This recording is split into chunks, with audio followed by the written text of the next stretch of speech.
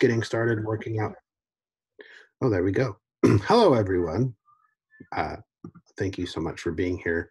And we're just getting started working out a few technical difficulties, as we all do. We think we're into the pandemic this far, we'd figure it out, but we appreciate your flexibility and care and understanding, and really, really appreciate people coming out to connect and hear back about a really, really important thing that, whether by intent or accident, kind of got lost in the news cycle, but we think that it's really crucial and important to go back to it. The OIR report that came out a couple of weeks ago, the city, I can give a quick recap and then we'll introduce everybody, but actually, no, instead, let's introduce everybody first and then we'll do a quick recap. That way we can be able to know who's here and why we're all here. So let's start with Sandy. Do you mind kind of introducing yourself, sharing who you are, and then we'll come back around in a few minutes and talk more about the report. Sounds good, Jake. Should we do popcorn introduction? Yeah, perfect. Hi, everyone. I'm Sandy Chung, she, her pronouns. I'm the executive director of the ACLU of Oregon. Mac, do you want to go next? Sure, thank you. I am Mac Smiff. I use the he, him pronouns. I am the chair of the Black Liberation and Social Justice Committee at the Portland NAACP. And I guess I will ask for Beatrix to go next. I'm Beatrix. I use she, they pronouns. I'm the Communications and Policy Associate at Oregon Justice Resource Center. And I will popcorn over to Kat. Hi, I'm Kat. I'm an attorney in Portland. I use she, her pronouns, and I'm a volunteer for the ACLU as a legal observer. And I'll pass it on to Bash. Hey there, I'm Bashing Fash on the internet. I'm a government transparency researcher who mainly works with public records. Juan. Hi, Juan Chavez, he, him pronouns, attorney and project director at the Civil Rights Project at the Oregon Justice Resource Center. Perfect. And it looks like CMOB joined us with the link that I sent. So it says that your name is Jake because I sent you the wrong link.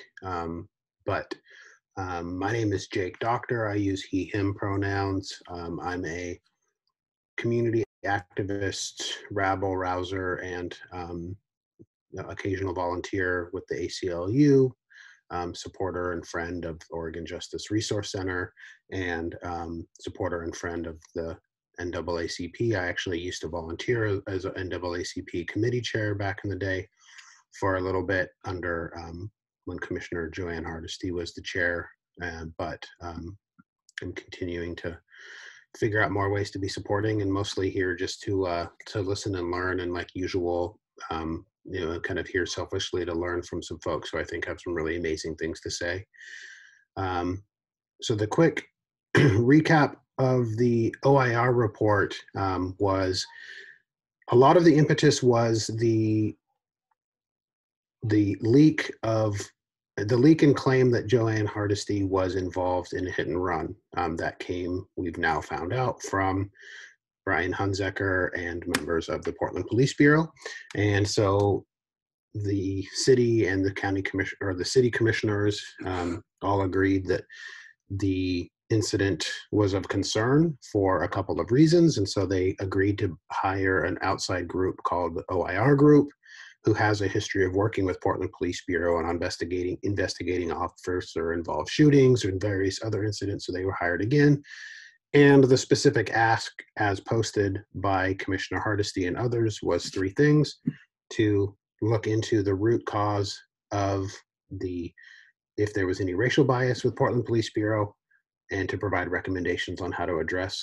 The second was to look at the root causes of political bias and make recommendations on any ways to address that. And then the third, to look into their resistance to change and to make any recommendations. That was the ask. That came out in about March of last year. And they then recently returned the report, and we have been all read it. Beatrix just posted it. If you're attending, posted it in the chat for a link to the report itself. It's about 80 pages or so. A lot of the folks here did some of the painful work for you and actually read through the entire thing, and we've annotated in some concerns. And then the community response letter, which is mostly what we're here to talk about tonight. Does everybody feel like that's a pretty good recap, 10,000-foot view? Perfect. There's 1,000 other little things that we could complain about, but we'll save that for another time. But awesome. So again, I want to go back through, and we've all introduced ourselves, but can we take a quick minute to kind of go through and share, we know who you are, but share like why you thought it was important to look at this OIR report and why you thought it was important to publish a community statement. So Sandy, would you kind of share your thinking and why you are here tonight?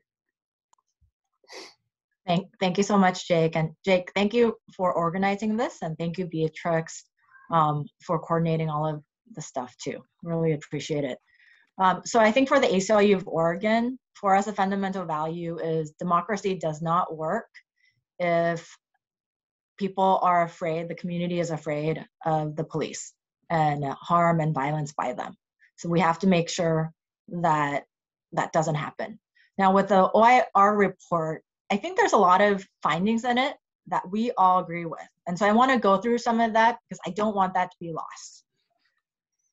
So here's some of the many things that we agree with. One, we agree, as also police officers pointed out, that a lot of the systemic failures with the Portland Police Bureau have to do with a lack of leadership at the management level. And we know the highest level manager of the Portland Police Bureau is the mayor of the city of Portland, because he is the commissioner who manages the Portland Police Bureau. We also agree with the OIR report's finding that the process for implementing the Community Oversight Board, the creation of which through ballot measure was led by Commissioner Hardesty, that process has been slowed, implementation. And the OIR report specifically noted that the slowness was because of Portland Police Bureau challenges. We also agree that many points of data, including internal Portland police data, show that the Portland Police Bureau disproportionately harms Black communities through stops, arrests, and violence. We also agree with the OIR report that Portland police is often tone deaf and defensive when controversies occur, even after these controversies occur because Portland police have harmed community members. We also agree with the report that the Portland Police Association, the union that represents Portland police officers, has been reactionary, severe, and aggressive in ways that have harmed and definitely not served the community, City of Portland, and the Portland Police Bureau as well. We also agree with the report that the Bureau needs to take a proactive role in identifying and addressing extremism and racism amongst police officers. We also agree with the report that this year's setbacks in the Department of Justice compliance process were driven in large part by the Portland Police Bureau's recalcitrance with regards to the compliance process and concerns. We also agree with the report that the Portland Police Bureau can be intransigent to change. And that's a terminology used by the report. That even when recommendations for positive change are made, the Bureau does not address them, and that mistakes continue year after year, despite the Bureau's agreement with repeated recommendations and its recurring pledges to implement reforms, and that there's little effort undertaken to follow through in meaningful, accountable ways. Now, many of these words that I've used here, they're not from me. They are from the report. We also agree with the report that the Portland Police Association is pressing to allow officers to view body-worn camera footage prior to being interviewed about force and misconduct allegations, and that this would be contrary to investigative best practices and would undermine community support for cameras as an accountability measure. And we also agree with the report that women and people of color in the Portland Police Bureau are much more likely to agree or strongly agree that they experience less favorable treatment at the Bureau from the Bureau because of gender or race. So these are many things we agree with. But here are some things that we disagree with. Based on all of these findings, then OIR's recommendations really seem to be centered on let's recruit new officers because that will somehow change the Bureau, and let's have more community police officer events to change the perception of the Bureau. But this is the thing. Simply recruiting new officers and doing some community events, these aren't going to change the fundamental values and culture at the Portland Police Bureau. Because what we really need is fundamental change so that their conduct with the community reflects values that we care about, like anti-racism, equity, inclusion, prevention of harm and violence, honesty, ownership, accountability. These are what need to be incorporated into the culture of Portland Police. But what OIR has recommended won't bring about these changes. And in fact, when they say, let's hire new officers, we all know this to be true, and this is also backed up by the research. When you add new employees into a toxic and harmful work culture, that simply results in more employees who are acculturated into that toxic and harmful work culture. So that doesn't solve anything. So I'm here today because it's really important both to look at what we agree with in the report, but also to say we need much more than the recommendations set out by OIR. Awesome. Thank you so much, Sandy. That was a really excellent recap and covering of those things. Mac, would you mind kind of sharing why the NAACP thought there needed to be some further discussion around this report? I'd be glad, sure. Thank you, Jake, and thank you, Sandy. That really was a great recap. The NAACP and myself, we definitely feel that there have been, first of all, multiple reports done by the OIR that have essentially had the same results. We also felt that it's impossible to do a report of this magnitude and importance without actually coming to Portland. The fact that the folks doing the investigation never actually came here, that was a problem. There was also a significant resistance to any report that just does a survey of a bunch of police officers and leaves the people, the residents, especially people of color, and the organizations that are doing the work for people of color without bringing them to the table, or at least having discussions with them. There was just a very strong resistance within the group to the sidelining of the comments that community members such as myself had given them, and how they really just treated our comments as extreme, I guess, outliers in their analysis. So I think those are the key reasons that we felt that this needed more eyes and probably a second look. Awesome. Thanks, Mac. And a few of us here as well, Beatrix and Bash and Kat, and Mac was there as well. We actually met with the OIR group in November before they had finished the report to be able to provide some of that community response. So Kat, would you be able to share a little bit about why you thought there needed to be more of a response, and maybe a little bit about that prior meeting? Yeah, so one of the things that struck me was one, that they hadn't met with more people. Like, I had been contacted by you, Jake, to participate in that meeting, but I was under the assumption that they were talking to other organizations, other people, reaching out to just different groups. And I was surprised that in the report, they said there were only 6 people that they talked to in the community. And that's concerning, because as much as this is my community and I live here and I volunteer as a legal observer, so I see how police interact with my neighbors, I don't know what my neighbors experience, and I don't know how they feel over policed. I can see what I see, but at the end of the day, I have no idea how it actually affects them on a daily basis. Do they worry every day?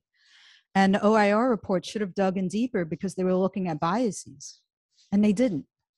You know, it surveyed the police, it surveyed the city, it took their point of view. So when you only have one side, you don't really know what the solution can be that could change this perception.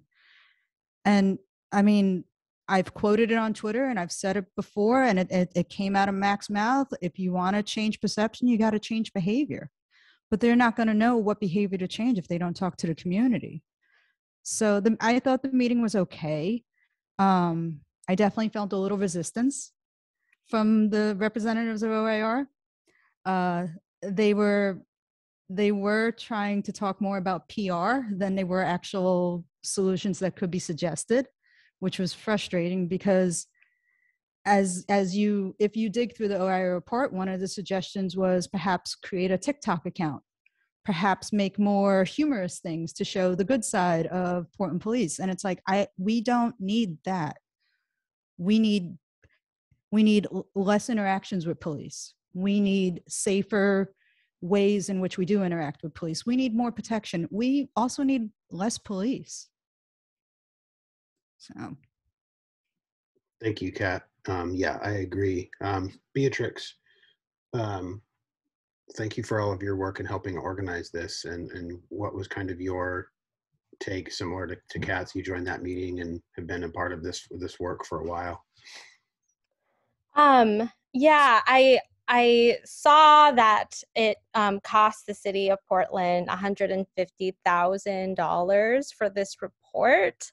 And that's really concerning. Anytime we're throwing more money towards the police in any certain way, we really need to reevaluate. So there's that. And with among the recommendations, we mentioned use of social media, like to throw like police officers up on TikTok, and then it was like go to racial justice college departments to recruit students of color and to recruit women of color. And like, as someone who has been in those spaces, who is on TikTok, I'm just like, that's not a good idea at all. And they would probably be trolled out of those spaces. But in that meeting, what I had communicated was that I feel like it was an impossible task to quantify, to study racial bias, because people who have racial bias, when they're asked, hey, like, do your peers, or are you like affected by your racial views? That's the language that they used. And they overwhelmingly said no. And as we know, with anti-racist work, you have to admit to your racial bias in order to move past it and in order to grow. And so the surveying methods weren't great, and they weren't based in research. They could have looked at, Harvard's implicit bias testing type of research in order to guide that if they were looking at biases. I really wish that the report talked about more of how the system itself is racist. And, like, as much as we could have a few police, or not a few, but like a lot of police officers be actively a part of like white supremacist groups, and that's like, okay, you're a bad apple, but it's the whole tree. So that's just some thoughts and kind of what I shared in the meeting as well. Totally. No, thank you for sharing that. Bash, I would love to hear your thoughts as well. You've been doing a lot of research and kind of analyzing the situation. Can you share what you were thinking through this? Sure. So I was on the OIR call with some of the folks here as well. And one of the things that I noticed straight off the bat was there was at times this adversarial stance that they took, that OIR's representatives took, in response to some suggestions we had made and what we had observed. Now, I don't blame them for this, but it wasn't the meeting definitely took a stance of PR. Like it did not take a constructive, where can we go from this mindset. One of my big concerns with the OIR report was that there was virtually no community input. As the report said, there were 6 people that they had spoke with from the community, and 5 of us are sitting here right now. OIR should have spoke with community leaders, small business owners, activists, and especially the families of those killed by Portland police officers. Now, I think if that had happened, we'd see a drastically different report, but here we are. Beyond that, OIR has an established relationship with the city of Portland. They've done in-custody deaths and officer-involved shooting reports for about the last decade. We've seen very little change from those reports, and I don't expect that we'll see change from this report either. And then finally, there was a lot left out in terms of Portland and especially PPP's history with racism. Prime example being Captain Mark Kruger's essentially Nazi shrine, and the fact that Portland has struggled with white supremacist organizations for the last several decades.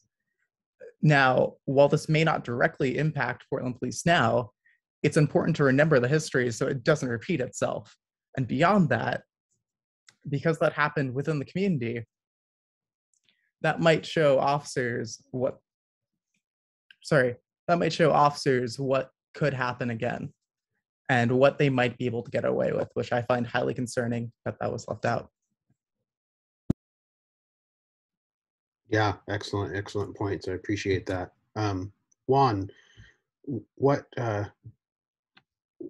did you feel like OJRC kind of needed to wade into this discussion? And it's not like a new discussion that OJRC is like now showing up for, but why, with all of the work that y'all are doing? Yeah, I mean, I'm reading this report. I don't know if everybody's a fan of the Ken Burns documentaries, but they're good white noise for me. Anyways, I watched the Vietnam War one. What I found really fascinating about that is how long the question posed in that documentary is basically, was this a just war? And it's still kind of an open question by the end of the documentary, despite there being 16 hours of evidence that it wasn't. And that's how I kind of feel about the OIR report. This is 80 pages of evidence saying that, it's clear that there is a bias in some ways. And frankly, not saying so really undermines whether or not we can trust the point of this. And so, I think that has profound effects in the long run. Bash rightfully said, we've had OIR reports for the last 20 years. They're fairly good. I've used them as the basis for lawsuits. I mean, they truly do identify deficiencies. The problem is OIR reports and most auditing that happens in the city isn't actually linked to any kind of change, or it's not like, suddenly there's something that happens out of these reports. They kind of go into a folder. You can check a box saying, well, we did the audit, and they can move on. And, I think that in one way at least, I mean, kicking the can down the bucket, that is a profound harm. But I think what we're seeing more lately, too, is how these reports, how polls are being weaponized against us. I mean, I think we all saw what happened over this weekend. A BS poll is now justifying, internment camps. What else could be justified by this OIR report? Are we going to get a PPP TikTok account? What kind of offensive things are going to come out of that? I just know that the city is, if they're not going to just ignore it, they're going to somehow use it against us. And that's why it's important that we say so and we demand that there's kind of a true accounting of this. Just like Sandy said, I mean, I don't think this is necessarily the result of OIR, gaming the system. I think the people who asked them to do this report gamed the system through the question that they asked them. Yeah, excellent point. Thanks for sharing that, Juan. I've got a couple of questions for y'all, but we also have a question from Anjanette Brown in the chat about what were the boundaries and requirements for the reporters. Anjanette, I'm assuming, and correct me if I'm wrong, you're meaning like the OIR people who wrote the report. What were the boundaries and requirements? And from my perspective, and kind of having chatted and dug into it a little bit, that there was an initial ask, and then that likely changed. So the initial ask, as Commissioner Hardesty posted about, was specifically looking into the root causes of racial bias, political bias, and resistance to change, and then making recommendations. That was the boundaries of the study. Some of it was connected to, and there's some confusion around the investigation into her leak, and then this was a separate thing, but that they were definitely connected. But the requirements were very different. And what we've heard from OIR in our meeting, we said, so is your report coming in saying, yes, Portland Police Bureau is racist, what are the root causes and how do we fix it? Or is your report going to say, well, are they even racist in the first place? And are you going to prove it? That's something that we asked. That's when they responded, well, I can't remember the exact quote, but they essentially said, like, we're not really concerned if they are or they not, because that's all a matter of opinion, but we're looking into the perceptions. And then in that meeting, all of a sudden, Mac, Kat, Bash, Beatrix, and I, and the others were like messaging each other, like, uh-oh, immediately concerned. And then reaching back to them said, hey, can you clarify that statement? And they said, well, we've been working with Mayor Wheeler and the city's attorney's office to further hone the scope of our investigation. So even after they were hired and Commissioner Hardesty had her hopes and dreams for it, the mayor's office and the city attorney's office said, oh, actually, here's the scope. Oh, actually, let's find. So how those conversations went, we don't know without some further like public records requests or some further investigations there, but we do know that like the scope was changed after the fact in private meetings. That we also know that the report states that I was actually pleasantly surprised that OIR called it out, that they had contacted the police union to connect with them, and the police union said they would be willing to collaborate if they were given editorial rights over the final project or product. And OIR group said, no, we're not going to agree to that. So we'll give them some credit for having some sort of ethical standards of not giving the police union editorial rights over the report. But there appears to have been some kind of changes to the ask after the fact. Anybody else have any insight into that as well?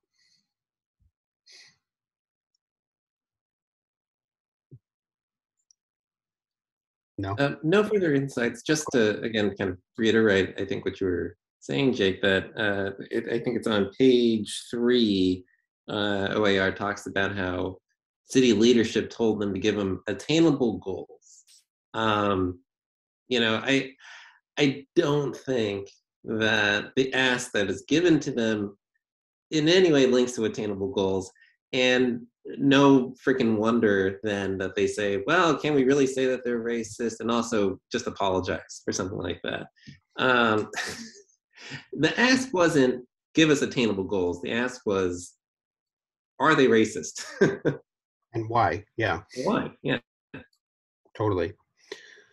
So, Sandy, when you heard that the OIR report was coming, what was like this was like before it was coming out, but March, April, May of the beginning of the year, they'd been hired to do a report. What was your hope for like, what would have been useful? What could have come of this had the report been done well? Well, I wasn't expecting this, especially the questions asked of the police officers, because I think, and Beatrix had made really wonderful points there. you can't gauge the racism built into a system by what the participants in the system think about whether they're racist or not, right? That's the whole point of systemic racism. And this isn't a new concept. I think sometimes people think, oh, systemic racism, this new concept, but legally, this has been around a long time, because there are cases where you bring lawsuits based on intentional discrimination, but there's also disparate impact discrimination, right? Where neutral seeming policies or systems result in disparate impacts.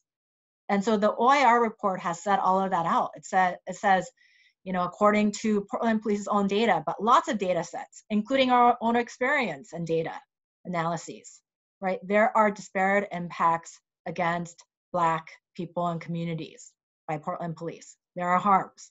And in fact, I don't think Portland Police even disputes that, right? So there are these disparate impacts. So what they should have really been doing is looking into why the system is racist, why the system is causing harm. And so this is not by asking individual officers, do you think you're racist? Do you think your coworkers are racist? They should have really been looking at the patterns and practices of how systemic racism is built into Portland Police's culture, right? But some of the other questions I would have loved to see and to just hear about in the report, at least some, even if they can't share confidential information, I would like to know, have there been investigations into ties between Portland police officers and extremist and white supremacist groups? And if not, should there be? Is there data at Portland Police that there should be those investigations by someone, right? Most likely that should not be by internal affairs at Portland Police. It needs to be by someone else, right? Did they also, like OIR, did they actually look at the internal police investigations, disciplinary records, performance evaluations, to really look for the patterns and practices of racism and disparate harms on communities of color by police officers?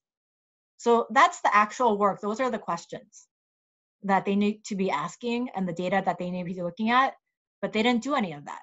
And so, although I think a lot of the findings in the report we cannot throw away because they're really important, their recommendations really don't help us at all with bringing about fundamental change at the Bureau. Yeah, thank you. I totally agree. Mac, can you talk more about this? Like, we've quoted you, but it'd be great to hear from you as well. Like the battle between perception and behavior change, and like, what are the behaviors that need to be changed and were totally missed in the OIR report that you would love to actually see? Like, well, I think that, first of all, it's not so much that the report's wrong, right? When they say things like, you know, oh, you guys should apologize and mean it. Like, that's true. They should do that. But those kind of things are the things that everyone has been asking for forever. These aren't the things that anyone needs to do it, you know, any heavy lifting to actually accomplish. It's just something that would have to actually be a priority of the PB, and it's just not, right? So you can apologize and move forward, but if your actions haven't changed, right? If your behavior is the same, if you're still shooting homeless people and Black people for essentially nothing, those apologies don't actually matter, right? So the suggestions that they make, I felt just fell extremely short. If we're saying, okay, the police, I'm trying to think of, there were 28 suggestions and none of them really burn a hole in my memory, right? They're all just, do better at what you're doing. Oh, I see that you have a gang, that you had the GVRT and that you targeted Black kids. And then you had another team that was the same as GVRT. It did the same thing. And now you have a new one coming. Do better this time. Like, that's not a real suggestion, right? There needs to be a concrete suggestions made for $150,000. Like, what does do better mean? Where are the metrics? I mean, and they have a template. There's already a federal lawsuit open, a federal restraining order and all these other things open. That's already there. There's already a template for what needs to change or what needs to happen. And that report just sold. it gave us a lot of examples of things that are wrong, and then said, so I don't have an answer to what this means, but try and do better. And that's just not enough. Yeah, agreed. We've got a question in the chat. Did OIR group ever address the harmful, unethical, and patently criminal behaviors of individuals such as Detective Eric Kammerer and his partner, Detective Samora, and other RRT members? So that's the first part of the question. I see a lot of shaking heads. I just pulled up the OIR report and searched the word Kammerer. I'm not able to find anything. You know, I think there was a lot of those specifics missing. But yeah, Sandy. I think that's actually a great question, because another way that the OIR folks could have addressed this or approached it is they could have taken some of those situations and then actually gauged what officers' reactions were, right? Because then you can really kind of try to gauge, like, are officers, you know, open to accountability? Are they reasonable? Are their perceptions of these types of really harmful situations aligned with the communities, or really, you know, far from that? But they did not. They did not bring up any of these specific situations. They did, in the report, mention some historical situations that had happened. They also made some slight mention to the recent public disclosure about the training PowerPoint that has extremist and violent attitudes in it. But again, they didn't actually ask about those things to police officers. Right. And there is a section where they're not specifically talking about Kammerer. This person also asked the question of other RRT members. So they did mention the mass resignation of the rapid response team members. However, in my opinion, that mentioning of that incident was under a section about low morale for the officers, and they kind of couched it under like, oh, these poor officers have such low morale that they even all resigned when one of their buddies was charged with criminal action, right? So even if they did mention it, the context of where they were mentioning it was kind of a swing and a miss, in my opinion. And there's the other question kind of just provides some other examples of like, or the Bureau's failure to stop compromising ongoing criminal investigations by keeping their detectives on the job. I think they did mention like some sections about, you know,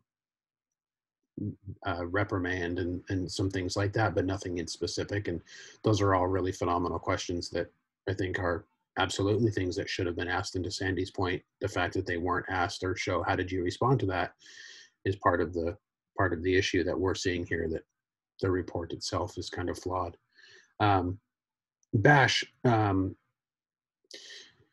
knowing like the research that you've done into other departments or kind of some of the public records and FOIA work, like what we see in the OIR report and then what we see in kind of the information coming out about reprimands or things for the police, like what is one of the big disconnects here that you're noticing? One of the big disconnects I'm noticing here is how little information was provided by PVP officers, quite frankly, when it comes to past incidents and use of force. In relation to racial bias and everything. You know, there was only, I believe, 27% of officers reviewed, were including all staff. Regardless, it was a very small portion of PPV. And with action being taken against officers, we get some examples where change does happen, but none of those were analyzed. None of those situations, minus the one outlier RRT example, which was again used under low morale, created any change and was mentioned there. And when that was brought up to OIR, the folks at the OIR meeting, we didn't get a straight answer when it came to change happening in that regard, or if that was going to be a recommendation. We didn't really see that happen. Right. Yeah, and Lisa asked a question in the Q&A. Mac alluded to the federal agreement, and I wonder whether you see any real difference between this OIR report and the requirements and findings from the settlement agreement. What do you think the community can do, if anything, to deal with the inadequacies of the report? So Mac, you brought that up.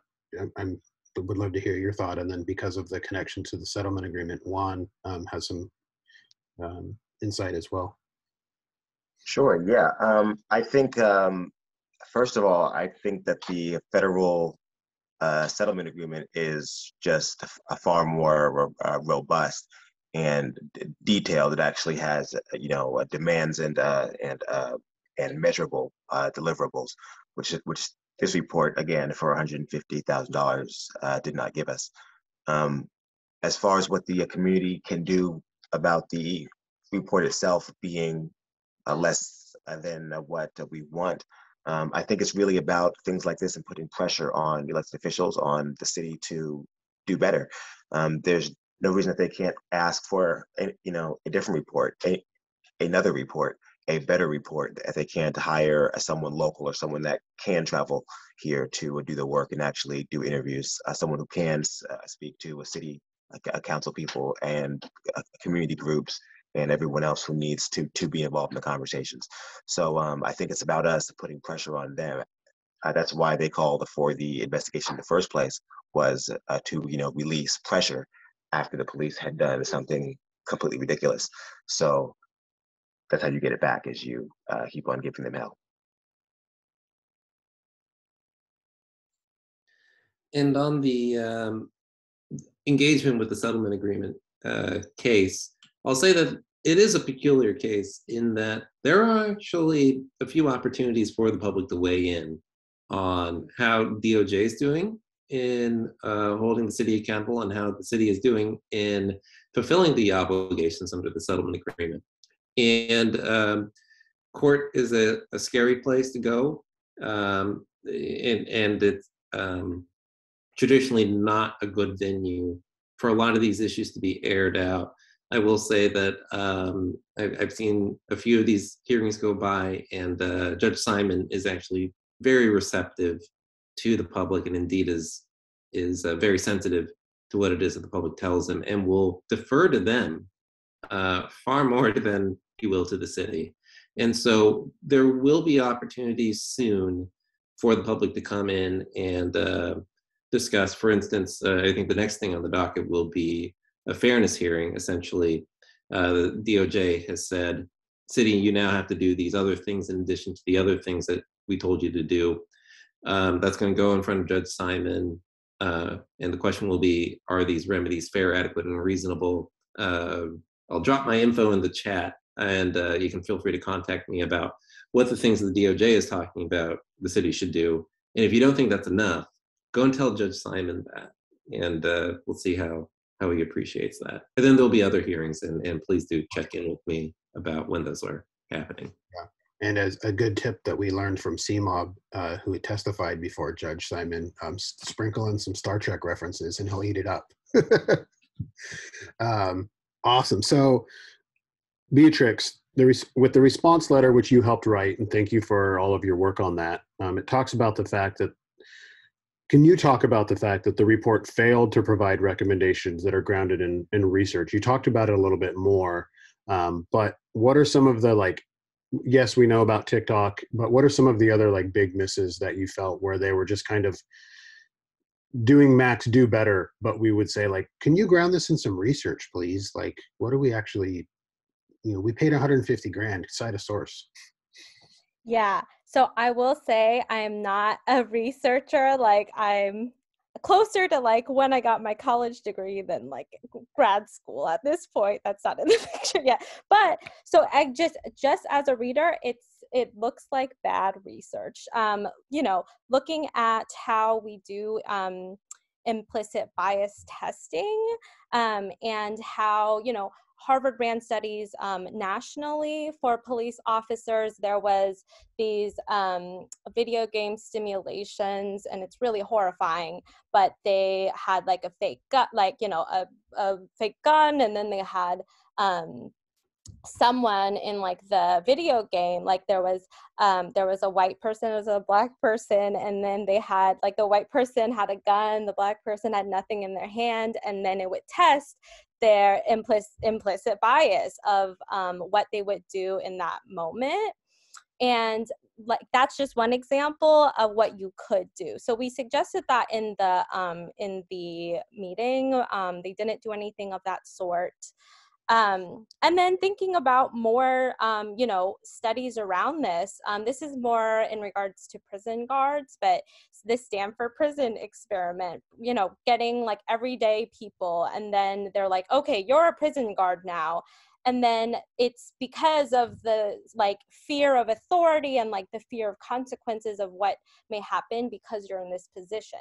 You can be the most anti-racist police officer of color, and you are like put in this position, and then it's because of the policies and the practices and the culture, like who's around you as well, that fuels the racist disparities, fuels the police violence. So in like to even just take a step back and to be like, okay, so do we even want a new report to research implicit bias? Can they do it well?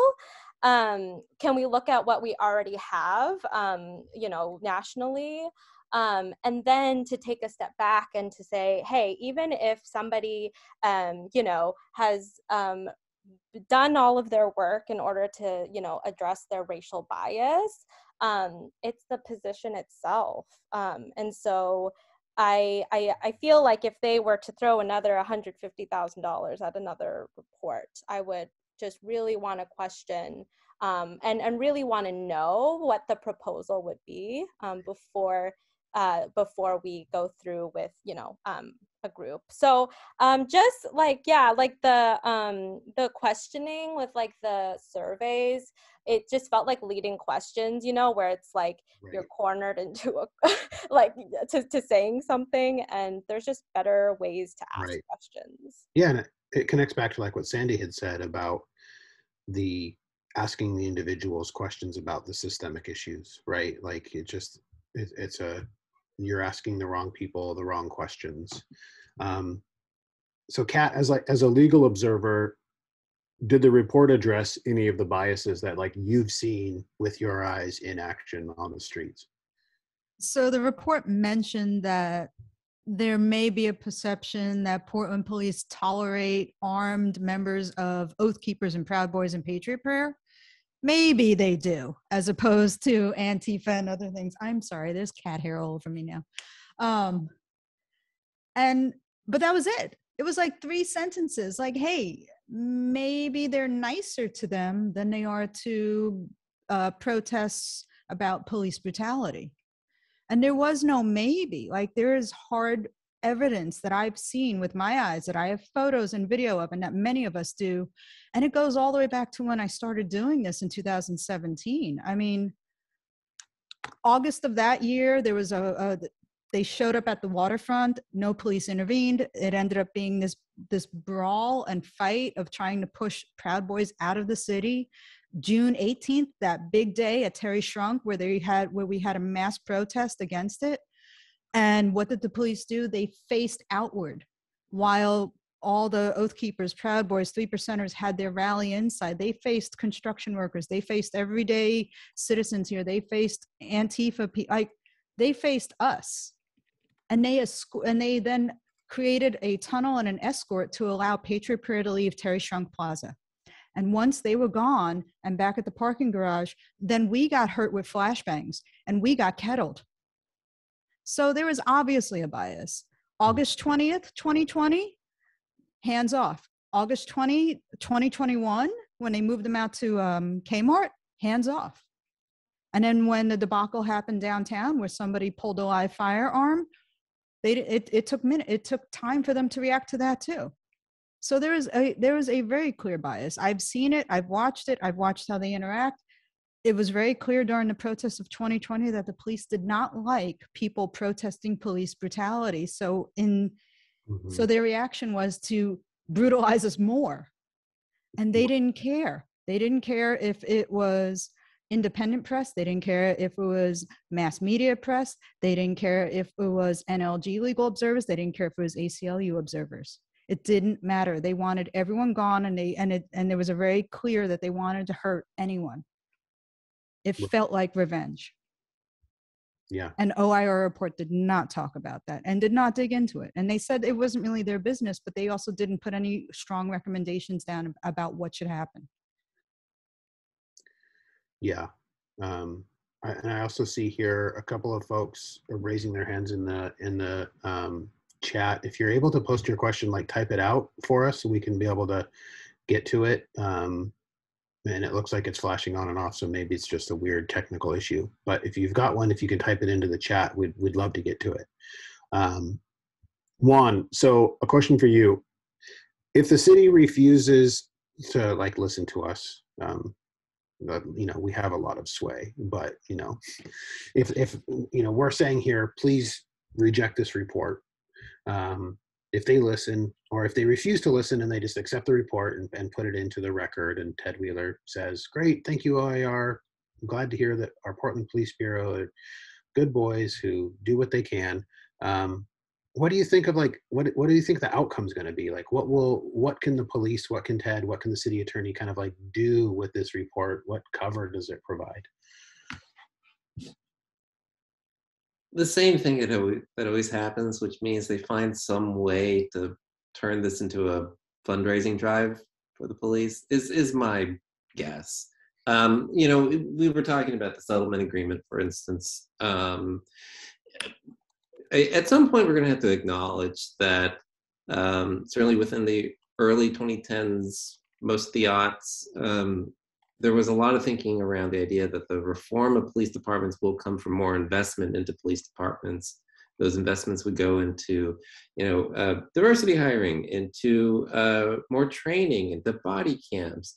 And so I think a lot of those impulses still exist now, and we're seeing that right now, even through the post uprising of 2020 period of discussing these issues. If I were to guess, you know, peering into my very powerful crystal ball, I think what we'll see here is hiring incentives to the tune of several thousands of dollars for each officer that they hire, where, you know, there'll be additional trainings that scold them for, you know, being racist in the past. But, you know, we know this isn't on you. I saw several concessions, of course, that in the OIR report, that it's obvious that people in the department, high up in the department, don't think that they should be held responsible for decades, centuries of racism. And I don't think that's going to change through a report like this. And I doubt this mayor is going to also force them to change. Yeah, that was my kind of my take, and you know, similarly, just that they would be able to say like, okay, we looked into it, we, you know, the typical meme of we investigated ourselves and we found ourselves guilty of nothing, right? Like, and they can go, we did that, we looked into it, they gave us some actionable things, but you know, those are all things, sure, we'll take that recommendation. My concern too is some of these recommendations, they're going to then say, great, these are all things that we would have to negotiate with the police union, but sadly we've already come to an agreement, so this will have to wait for the next round. And they can just, you know, punt the ball down the field and be like, our hands are tied, we would love to, but we're not able to because of all of these legalese. But you know, and in the meantime, these communities who weren't listened to are just going to be continually showing up to say, please listen. We've got the COCL, who have provided tons of feedback on a lot of these recommendations. We've got PSEP, who have made a lot of recommendations like this, who have been asked to provide these recommendations and haven't been listened to. Sadly, you know, folks like Elliot and other members who have left over the last couple of, you know, more people are leaving soon because they're not being listened to. Citizens Review Council has made all of these recommendations, and, you know, they're not being listened to. So we have members of our community who are making the exact same recommendations that we paid an outside group to. You know, so it's just going to be another performative thank you for the report. we'll file it under to do, and then it'll never get around to it.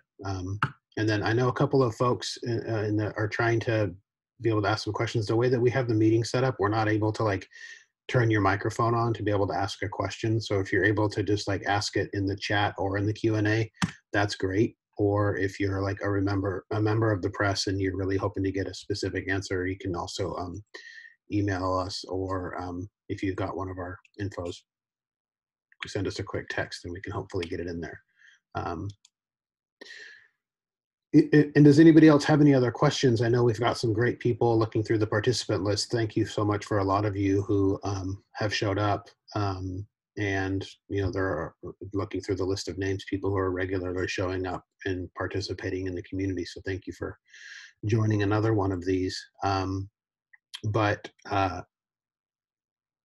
I'd love to kind of go over the letter, and if we can post it again, Beatrix, if you wouldn't mind. The kind of takeaway is we all said this report isn't sufficient. In my opinion, the kind of biggest issue, as we talked about here, is because you didn't listen to the community. As we call out in the letter, they polled the police, 277 officers responded. They met with multiple police officers, and what we know is if they met with at least, from what we know, it could be more, 6 community members. But so then we made the recommendations to say, here's what we hope for. And what we're kind of asking is, number one, the investigation and subsequent report prioritize the police bureau's voice over the community. So we would say an investigation this important cannot be completed remotely and should not be accepted. And a local organization should be hired to reinvestigate and to center impacted communities. So we've got some of those local organizations here, but do any of you have any ideas of, like, if we were able to dream up our dream team of a report, like who would those folks be? Whose are like the crucial voices, so we can elevate some of the folks, you know, even looking through our list of attendees, you know, I see some folks here who represent some of those amazing communities, or, you know, I'm thinking of, like I see AJ McCreary here, who does some really phenomenal work in the community and is actually running for city council, so, and demanding some of those changes. Looking down the list at a bunch of other folks like Mark and others who have been testifying to city council and doing a ton of really phenomenal work. But Juan, Kat, Sandy, Mac, everybody else, like, who else do you think, when we say hire a local org who can center the community, like who do you think, even if they wouldn't be the right fit? Kat, go for it. I would say let's reach out to the orgs that represent the marginalized community members. So for me, off the top of my head, that would be CCC, who houses the Report Hate survey that you can fill out, and it's an anonymous survey. It would also be Latino Network. It would be APANO. It would be Imagine Black. It would be all the organizations that represent the marginalized community members here who are most affected by policing. Mm-hmm. You know, who have friends, neighbors that have been impacted over the years, who have history here and can talk, like, real talk about it. Yeah, agree. You know, we listed some orgs in the letter. Urban League, NAACP, who's here, Don't Shoot Portland, the Albina Ministerial Alliance, Coalition for Justice and Police Reform have been huge advocates for change and have a long history. For me, again, with the OIR report, it also felt like they kind of just like Googled police brutality and looked at like the first page of incidents and didn't have a like longer history. And if you read the OIR report, it would kind of seem like Portland Police Bureau just recently started having a problem, and they didn't look at like what happened in the 80s, what happened in the 70s, and the 60s, the 50s, the 40s. Like, we need to go back to the foundations of a lot of this stuff and dig beyond like the first page of responses on Google. You know, and then like even the Pacific Northwest Family Circle, who's a collection of families whose family members have been killed by police brutality. Listening to those voices, while difficult, are like really, really crucial. Anybody else? Mac, you know, yeah. NAACP would love to have been provided an opportunity. I think we would have loved to have had a broader role in that discussion. On top of that, I think there needs to really be a number of representatives from the houseless community, because you really can't, because a lot of the policing these days, unfortunately, just is rolled into houseless policy. So to have representatives from that community, I think is really core to any change. Just as much as we'd expect to have a lot of representation from the Black community, since we're the ones that are getting pulled over all the time. So I think that the folks who are being impacted the most need to be at the table wherever they are, even if they're not a part of a nonprofit. They still need to be at that table. Yeah, absolutely. Anybody else have any kind of groups that you wanted to advocate for? And then we've got a couple of quick questions before we start to wrap up. Beatrix. Just a quick thing, not so much a group, but like I can see there being both data and anecdotes, and to not downplay stories like that. That's a very like white supremacist way of doing things, where stories become minimalized. But why are we centering like the officers' tears like in this report? Because teenagers during summer of 2020 yelled in their face, like they're just really, really sad and like about that, and they're like scared that people, like more of them, are going to quit because of that. So why are we centering their feelings? And we really need to be centering the communities, like Mac and Kat had said, that are most affected by policing and racism. Totally. Yeah, absolutely. There was a quick question: can we crowdfund an expedited effort by a public body? And this person with the name Various Artists says they've got 5 on it. So Sandy, can the ACLU do the report for $5?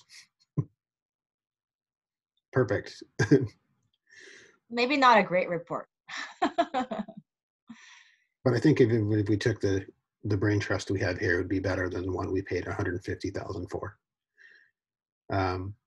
Yeah, and there's some great folks that are calling stuff out: Black Community Portland, Unite Oregon, some other orgs who've been doing really phenomenal work. But yeah, well, we're at time.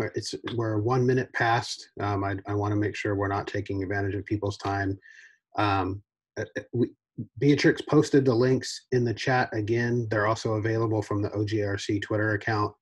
A link to the actual OIR report, and then a link to our letter of response. Like Max said, if you are available and looking for some action steps, send these to the city, to our city commissioners, and ask them to be, to say, hey, listen to these members of the community, engage with them, and at least be able to have a further discussion, put that pressure back on them. And again, just being able to ask them to say, like, we want to have some substantive changes, not just be addressing the perceptions. So, and then Juan posted his email. So reach out to him for any other questions about like the settlement agreement. Or if you're looking for like a band recommendation, he's got some good takes. But other than that, everybody, Sandy, thank you so much for hopping in and sharing, and appreciate all the work that you do. Kat, and the ACLU has been doing a really phenomenal work recently. And then Juan and Beatrix, thank you for all of the great work from OJRC. And then Mac and NAACP has been continuing to show up for a long time. Thanks for your help in it. And then Bash and CMOB, the research and other work that you do in our community is like really valued and appreciated. So keep it up, and thank you for being here tonight. Anybody have any like last minute things we want to make sure we say? Just a thumbs up from everybody. All right, thanks y'all. And if you are, again, a member of the press and you were really hoping to ask a question, I sent you all a press release, so you should have my email. Feel free to hit me back, and we'll make sure it gets answered for you, and appreciate you all being here. And look for a post of this on the OJRC Twitter soon. Thanks y'all, appreciate you.